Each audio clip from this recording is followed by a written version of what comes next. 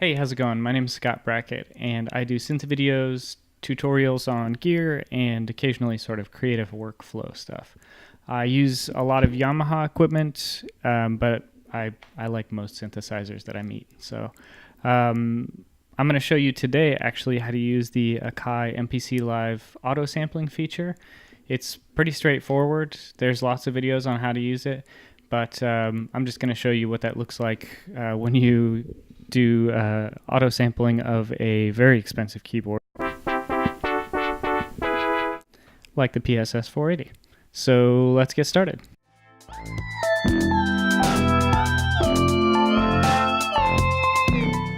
Okay, so once you have your machine booted up, first thing you're going to want to do is open up your monitor channel so that you can test it properly to make sure you have your MIDI routed. So let's take a listen here. Yep, that seems good.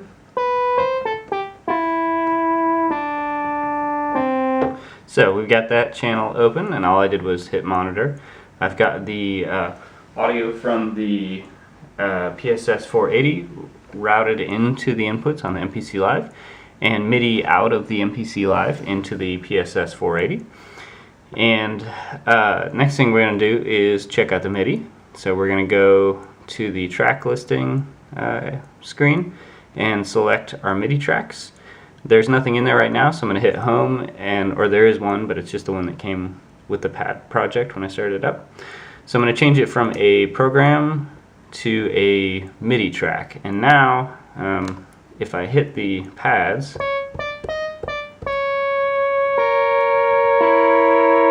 we should get some sound, and we do. So that's all set up.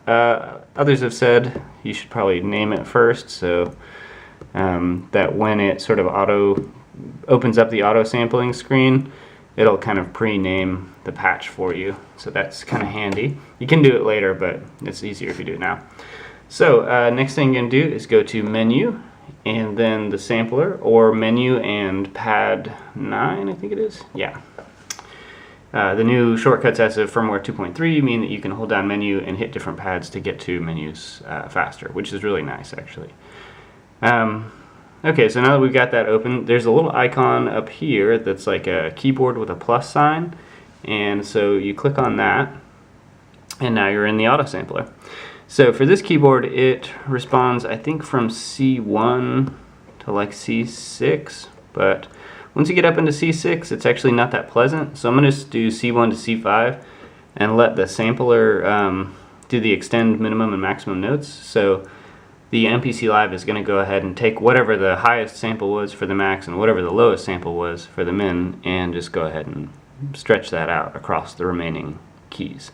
And I'm actually going to put my note stride at 1 because I want to do modifications to the parameters of the synthesizer as it's moving on up. So I'm going to do a horn sound, I think, and so for looping, which I haven't really figured out how to do super well, I'm going to do 500 loop at 2500. What is my note length of 3000, so about 3 seconds, with a 1000-second tail. Let me hear that. 1000, yeah, that'll be plenty. And in fact, we could probably do like 800 just to keep the file size down a little bit. And I'm going to do the auto trim start, leave that selected, and I'm going to go ahead and select make current program so that when it's done I don't have to switch over to it and create a new track and all that. It looks like it's going to take 182 seconds. So now I'm going to hit start and start messing with parameters.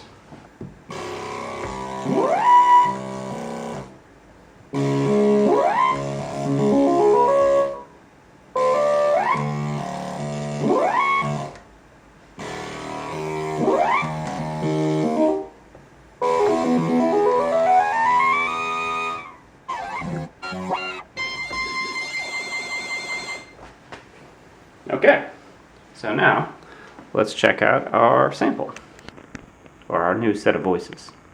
Okay, so now that I have that created, that I selected the change to make this the selected patch after you're finished, I should be able to just hit the pads and have it go.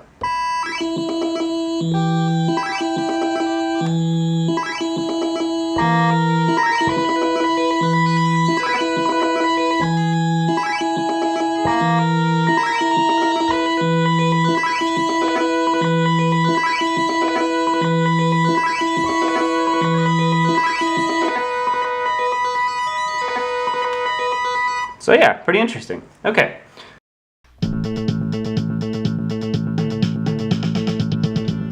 All right. Well, I love this keyboard. Thanks for watching me sample this thing into the MPC Live.